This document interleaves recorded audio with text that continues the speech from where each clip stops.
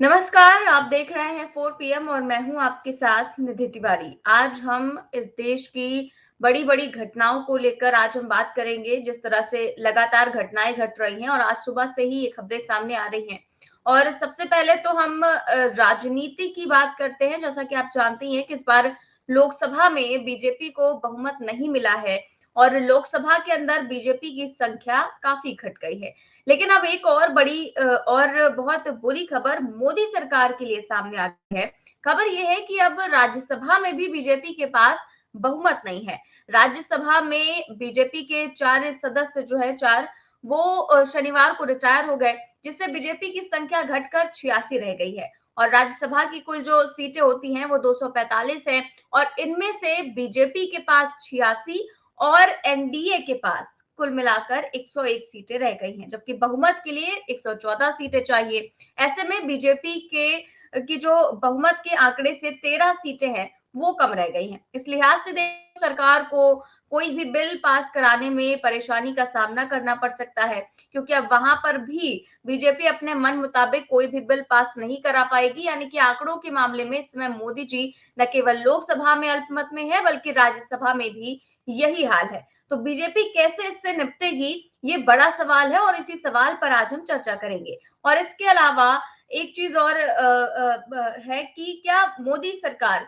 पूरी तरह से फेल हो रही है इस बार सरकार चलाने में और बिहार से लेकर जम्मू तक इस वक्त जो खबरें निकल कर सामने आ रही है उससे तो यही प्रतीत होता है, क्योंकि जम्मू कश्मीर में आज सुबह सुबह बहुत ही बुरी खबर आई कि हमारे 5 जवान जो हैं वो शहीद हो गए, जिनमें अफसर भी शामिल हैं। और 34 दिन में ये डोडा में 5वीं आतंकी घटना है। इसके साथ ही खबर निकल करके सामने आई कि बिहार से, जहां पर बिहार में पूर्व मंत्री और वीआईपी पार्टी के सुप्रीमो मुकेश सहनी के पिता जीतन सहनी की हत्या कर दी गई। तो कहीं पर भी आप संभाल नहीं पा रहे हैं, कहीं पर भी, चाहे वो बिहार हो चाहे जम्मू कश्मीर हो, लगातार सरकार का फेलियर जो है वो सामने आ रहा है। तो इन्हीं तमाम चीजों पर हम चर्चा करेंगे और इस चर्चा में हमारे साथ मौजूद है प्रोफेसर अखिल स्वामी सर। सर बहुत बहुत स्वागत है आपका। धन्यवाद सर धन्यवाद। सबसे जय पहले संविधान। जय संविधान सर।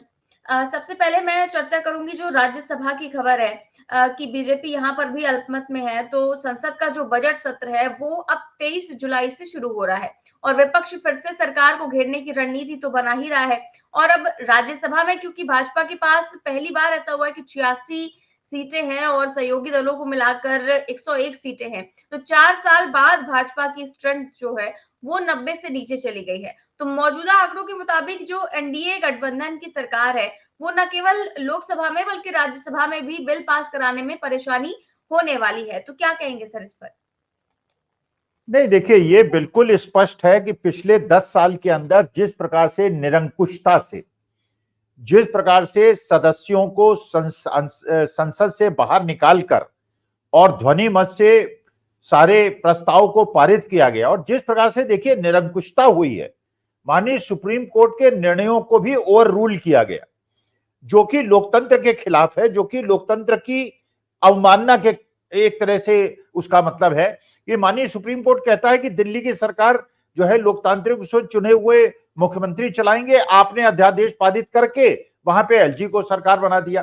अब आपने जम्मू एंड कश्मीर में सारी जो पावर्स हैं वो एलजी को दे दी। देखिए, जिस प्रकार से डोडा के अंदर ये 5 जवानों की शहादत हुई है और अधिकारियों की शहादत हुई है, आप तो कहते थे कि 370 हटने के बाद वहां पे कानून व्यवस्था बहुत बढ़िया हो गई है। आज तो वहां चुनी हुई लोकतांत्रिक रूप से सरकार नहीं है, वहां तो एलजी महोदय बैठे हुए हैं। वो एलजी महोदय बैठे हुए हैं जो कि कहते हैं कि महात्मा गांधी पढ़े लिखे नहीं थे, जो कि बैरिस्टर थे, उनके बारे में इतने ज्ञानी आपके एलजी साहब हैं, और वहां पे हमारे वीर जवानों की शहादत रोज हो रही है। मुकेश सहनी के पिता की नृशंस खुलेआम हत्या, और मुकेश सहनी कोई छोटे मोटे नेता नहीं है। मुकेश सहनी निषादों के और मल्लाहों के बहुत बड़े नेता हैं। उनके पिता की नृशंस हत्या यह दिखाती है कि कानून व्यवस्था बिहार की किस प्रकार की है। आप कहते हैं जंगल राज हुआ करता था आरजेडी के जमाने में।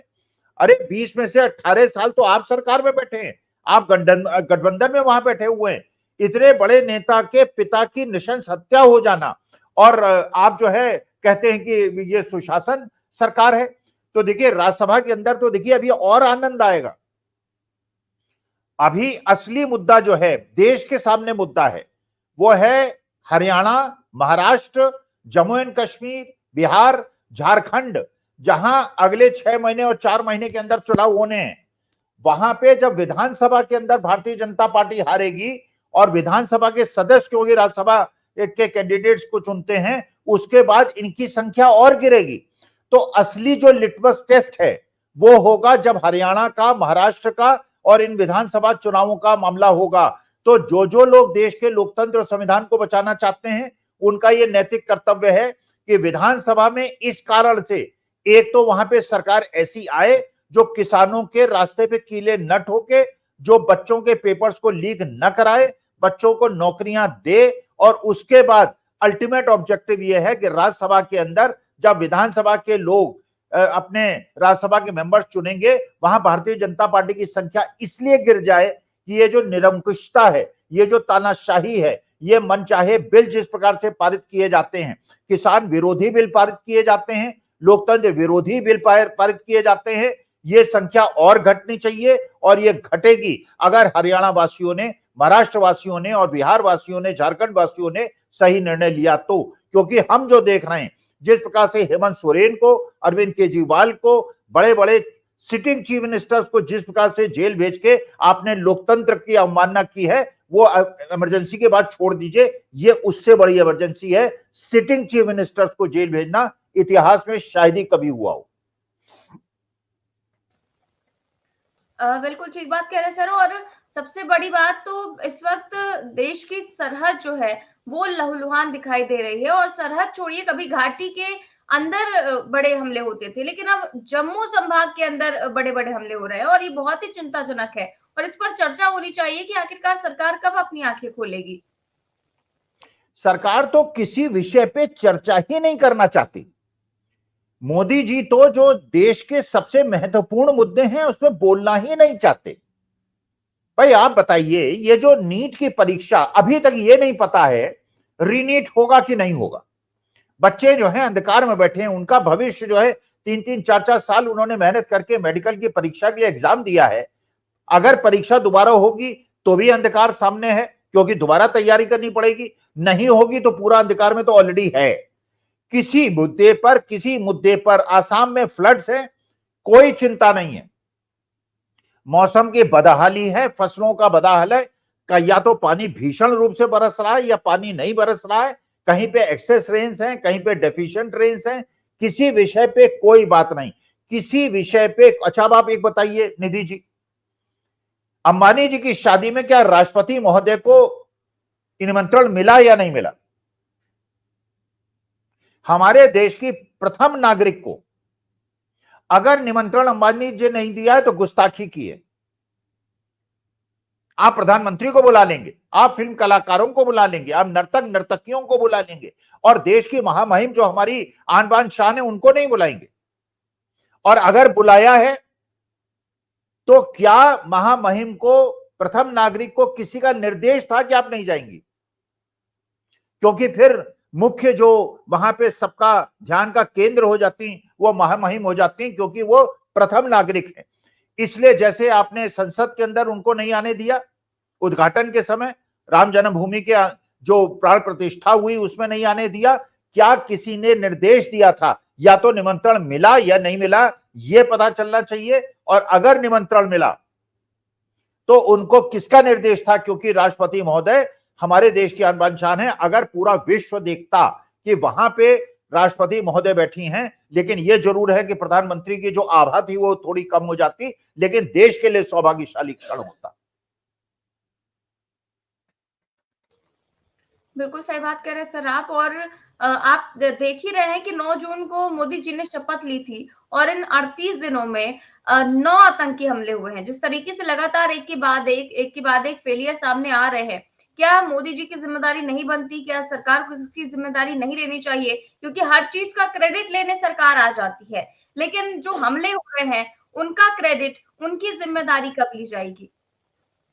देखिए, जिस परिवार में, निधि जी आप सोचिए, जिस परिवार में शहीद आता है उस परिवार का उस समय तो ठीक है, पूरा गांव, पूरा मोहल्ला, पूरा समाज, पूरा देश उनके साथ खड़ा रहता है।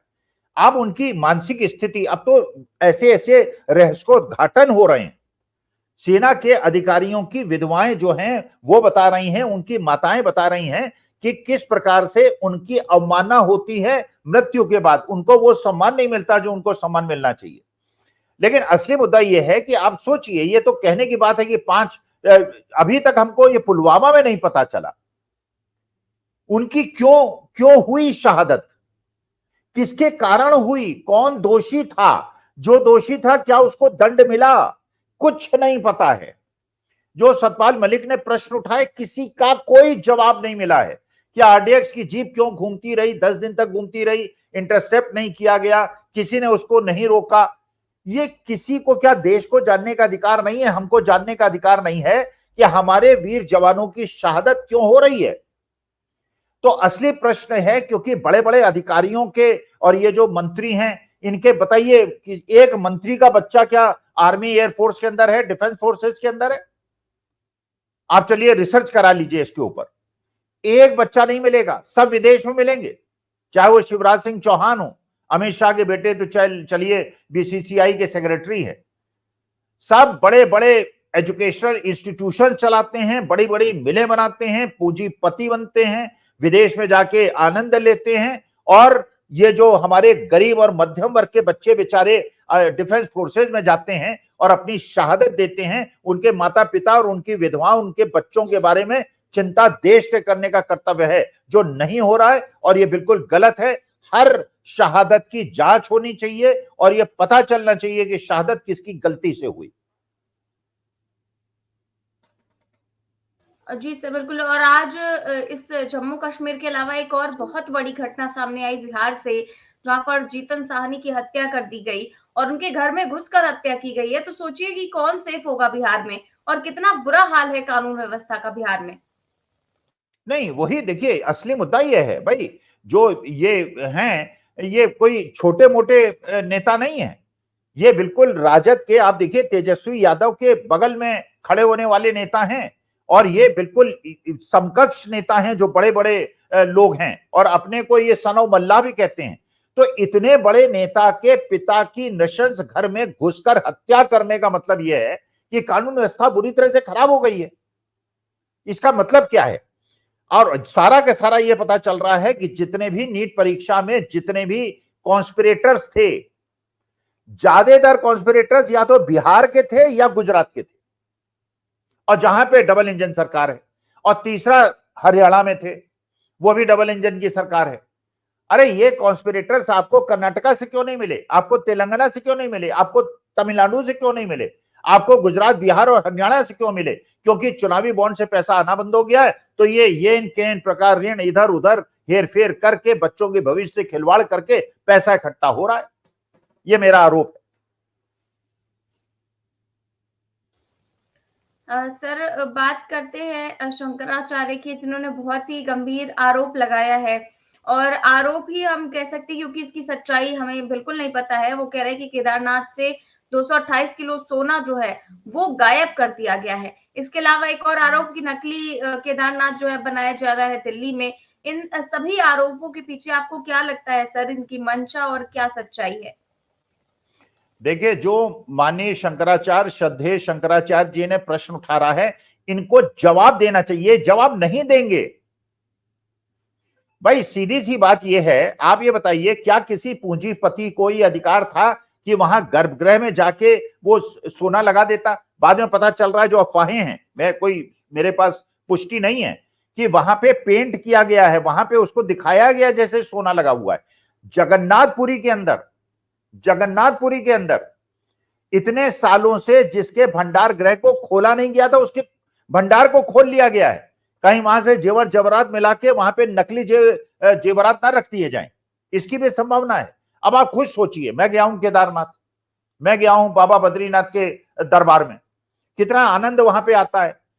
अरे वहां पे सोना चोरी करके अब जो है यहाँ पे बनाएंगे, उसमें जमीनों का हेर फेर करेंगे और उसके अंदर सोना मढ़ने की बात करेंगे और चोरी हो जाएगा पैसा। अरे ये क्या धार्मिक भावनाओं के साथ, सनातनी भावनाओं के साथ कितना अपमान करेंगे? और बिल्कुल सही बात है भाई, जब शास्त्रों और वेदों में लिखा हुआ है कि जो बाबा केदारनाथ है, ये बाबा केदारनाथ को बिठाएंगे यहां पर लाकर? अरे जहां हमारे भगवान की इच्छा हुई वहां वो बैठे, और जहां जहां वो बैठे वहां वहां मंदिर बने। अब ये केदारनाथ धाम बनाएंगे दिल्ली के अंदर? फिर केदारनाथ धाम बना देंगे तो भैया केदारनाथ की सड़कें तोड़ तोड़ के भूस्खलन के खतरे क्यों तुमने वहां बढ़ा दिए? कौन जाएगा वहां पर? फिर 6 महीने तो वहां यात्रा होती है। पूरी उत्तराखंड की आर्थिक शक्ति बद्रीनाथ और केदारनाथ, यमुनोत्री, गंगोत्री से है। अगर वहां यह सारा दिल्ली में ही आप बद्रीनाथ केदारनाथ बना दोगे, आपका बस चले तो यहां यमुनोत्री गंगोत्री में बना दो नकली पानी डाल के, जिससे उत्तराखंड में कोई जाए नहीं और उत्तराखंड की अर्थव्यवस्था पूरी तरह बर्बाद हो जाए, जो केवल पर्यटन पे आधारित। तो बिल्कुल जो शंकराचार्य महोदय ने कहा है, बहुत सही बात कही है। ये हिंदू भावनाओं को ठेस पहुंचाने वाली चीज है। और पुष्कर सिंह धामी वहां खुद मौजूद है,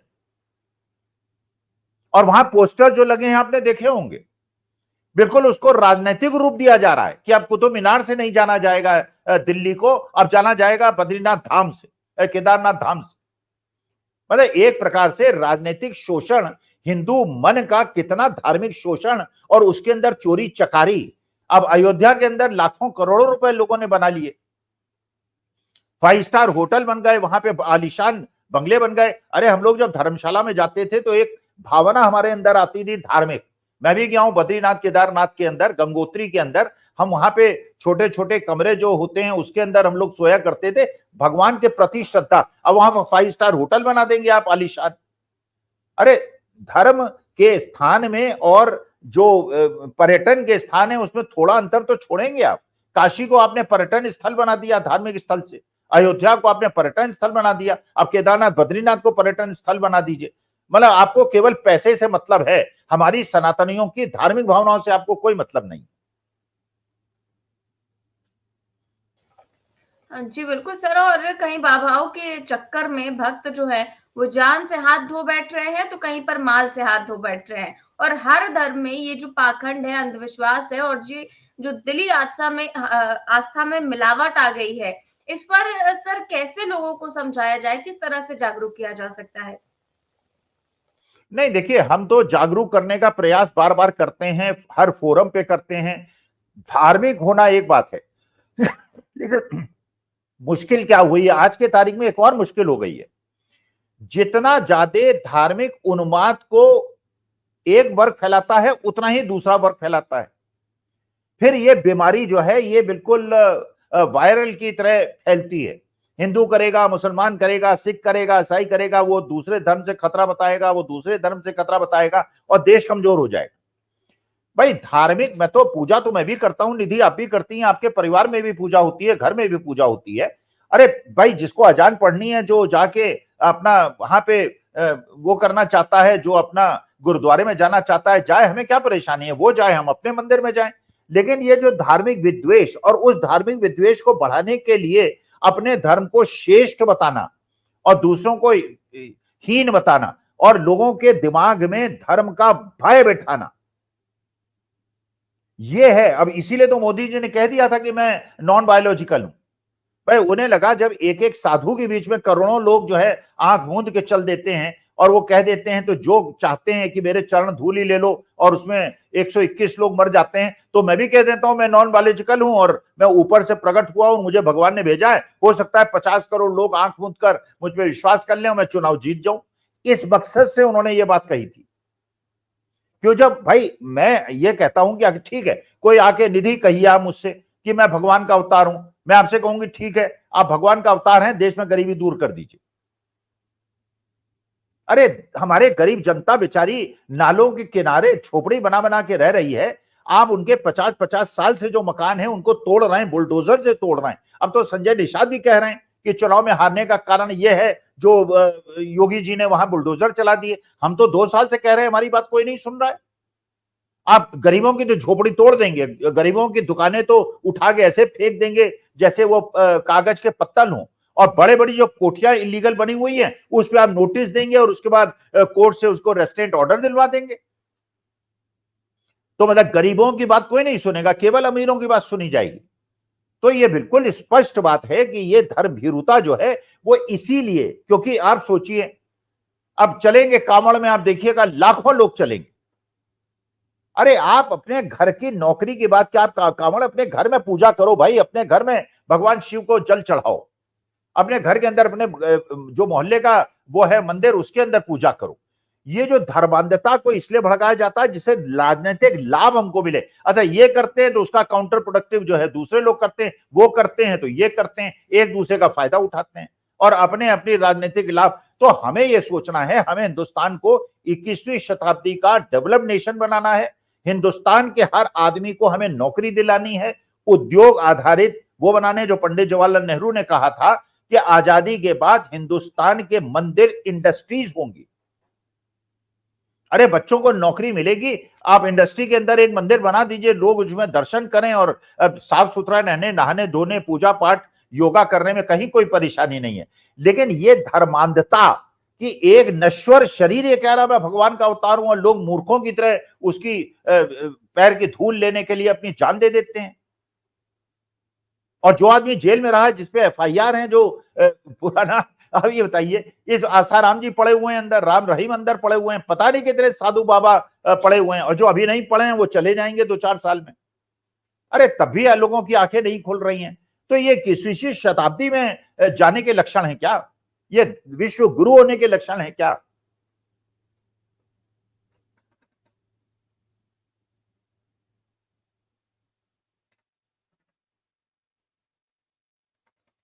जी, बिल्कुल ठीक बात कह रहे हैं सर आप। और एक और मैं आपको खबर बता दूँ कि बीजेपी जो आईटी सेल के हेड हैं अमित मालवीय, वो कल इंडिया टुडे के एक डिबेट शो में बैठे हुए थे और उसमें बैठकर वो कहते हैं कि इससे पहले कि कांग्रेस ये दावा करे कि उनके अपने नेताओं की हत्या हुई है, मैं उन्हें याद दिलाना चाहता हूँ कि जो उनके द्वारा लिए गए राजनीतिक निर्णय थे, उनके कारण उनकी हत्या हुई है। तो इस तरह का बयान उन्होंने दिया और राहुल कंवल उस प्रोग्राम को होस्ट कर रहे थे, मगर उन्होंने एक बार भी इस बात पर उन्हें टोका नहीं, बल्कि उन्होंने यही शब्द लिखकर उस वीडियो के साथ अपने ट्विटर अकाउंट पर पोस्ट भी किया। क्या आपको लगता है कि यही पत्रकारिता रह गई है? नहीं नहीं, कहां, किसने, आपने राहुल कंवल कौन, आप कैसे समझ रही हैं वो पत्रकार हैं? आजकल ये पत्रकारिता हो रही है, दलाली हो रही है, चमचागिरी हो रही है, पाखंड हो रहा है। और यही कारण है, यही लोग दोषी हैं भारत की जनता को गुमराह करने के लिए। अगर इसका मतलब लखीमपुर खीरी के अंदर 5 किसानों की मौत हो गई तो क्या वो भी वही करें? हमारे 700 किसानों की शहादत हो गई तो वो भी वही करें? अरे इंदिरा जी ने अगर कोई निर्णय लिया तो वो निर्णय के कारण देश के अंदर, पंजाब के अंदर शांति आई या नहीं आई, tough decisions have to be taken. और वही पंजाब की जनता, उस पंजाब की जनता ने कांग्रेस को जिताया या नहीं जिताया? आप बार बार भड़काते रहे सिखों को कि साहब उन्होंने ऐसा किया वैसा किया, 1984 में हुआ। सिख जनता और पंजाब की जनता ने असली चीज को समझा, आतंक के खिलाफ हैं हम। हमें नहीं चाहिए सिख राष्ट्र और हिंदू राष्ट्र। हमें मंदिरों को जखीरा नहीं बनाना है, चाहे वो मंदिर हो, चाहे गुरुद्वारा हो, चाहे वो कोई चीज हो, कोई किसी की भी इबादत गृह हो। तो असली मुद्दा यह है, अमित शाह पे तो केस होना चाहिए, ही इज प्रोवोकेटिंग, लेकिन केस कौन करेगा, दंड कौन देगा? सरकार उनकी है। ये तो ओपन प्रोवोकेशन है कि इंटरप्रेट करो, मैं अपने आप इंटरप्रेट करूं कि कौन दोषी है, किसने मेरी भावना को ठेस पहुंचाई और मैं उसको मार दूं। अरे इंदिरा जी को उसके बाद देश की जनता ने चुना या नहीं चुना लोकतांत्रिक रूप से? जो भारतीय जनता पार्टी वाले कहते हैं कि साहब हम क्योंकि चुनाव जीत रहे हैं इसका माने हमारे सारे निर्णय सही हैं। अरे आपके सारे निर्णय सही हैं तो मणिपुर को सुधार दीजिए ना, जम्मू एंड कश्मीर में रोज शहादत हो रही है उसको सुधार दीजिए ना। अगर इस प्रकार से आप नंगा नाच करेंगे जिसके अंदर आप अपने को इंटरप्रेट करेंगे, 20 लोग इकट्ठे हो जाएंगे, भीड़ इकट्ठी हो जाएगी और किसी के, तो आप तो पाकिस्तान बनाना चाहते हैं हिंदुस्तान। तो राहुल कमल पे, अमित मालवीय पे, दोनों पे केस होने चाहिए, they should be arrested and they should be punished. बिल्कुल सर, कांग्रेस इसको लेकर आवाज उठा रही है और कहा जा रहा है कि यही किया जाएगा। फिलहाल सर दिल्ली जो केदारनाथ विवाद है उस पर खबर आ गई है कि दिल्ली में जो मंदिर का ट्रस्ट है, उन्होंने कहा है कि हम मंदिर का नाम बदलने के लिए तैयार हैं, अगर भावनाओं को ठेस पहुंच रहा है भक्तों की, तो हम नाम बदलने को के लिए तैयार है। तो ये शंकराचार्य की आवाज उठाने के कारण ही ऐसा हुआ है। और इसके बाद अभी भी मैं देख रही हूँ कि ट्विटर पर बड़ी ही गालियां पड़ रही हूँ और पता नहीं क्या क्या कहा जा रहा है शंकराचार्यों को, जबकि उन्होंने बिल्कुल सही आवाज उठाई और मंदिर ट्रस्ट भी ये मानता है कि लोगों की भावनाओं को ठेस पहुंची है। नहीं, देखिए, हमें तो अपने विवेक का उपयोग करना है।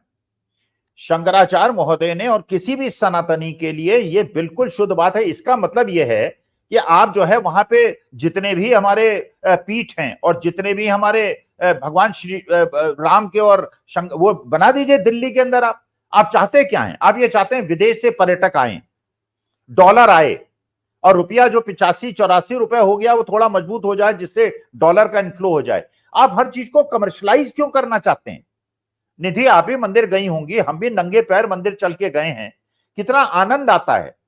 क्यों भगवान पुराने समय में क्यों मंदिर बनाए गए हैं? और आप जाइए हेमकुंड साहब जाइए, जब आप बद्रीनाथ जाते हैं और हेमकुंड साहब जाइए, हेमकुंड साहब की यात्रा कितनी कठिन यात्रा है, लेकिन सिखों को उसमें आनंद आता है। वो बरसात के मौसम में जाते हैं, और क्योंकि जब तक आपके शरीर में थोड़ा सा वो ना हो, तब तक आपको भगवान के साक्षात्कार करने में आनंद नहीं आता। आप बाबा अमरनाथ की यात्रा करके देखिए या उनके बारे में सुनिए, कितनी कठिन यात्रा है।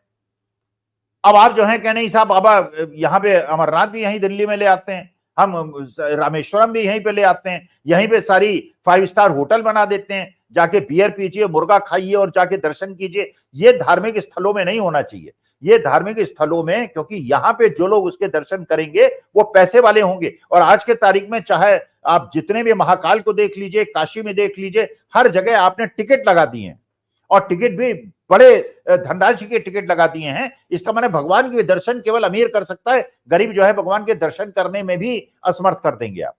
तो पर्यटन स्थल बना रहे हैं ये। काशी के अंदर आप देखिए, इस वो चल रहे हैं, क्रूज चल रहे हैं, और वहां के जो नाविक हैं बेचारे, जो निषाद हैं, जो मल्लाह हैं, उनकी नावें खाली पड़ी हुई हैं, और क्रूज के अंदर विदेशी आते हैं, पहले से बुकिंग करा लेते हैं, और 1,500-2,000 रुपए दे के आनंद से घूमते हैं, और हमारे गरीब लोग और गरीब हो जाते हैं और अमीर हो जाते हैं। और सारे गुजराती क्रूज वाले हैं वहां। जी सर, और आपसे एक हमारे दर्शक ने सवाल पूछा है कि सर क्या आपको लगता है लगता नहीं कि जो सरकार वेलफेयर स्कीम्स को भी बिजनेस मॉडल्स बताती है, वो हिंदुत्व का कमर्शलाइजेशन नहीं कर रहे हैं? नहीं, यही तो मैं निवेदन कर रहा हूं, बिल्कुल श्रोता सही बात कर रहे हैं। भाई देखिए, काशी किस चीज के लिए फेमस था? मैं तो काशी में पढ़ा हूं भाई।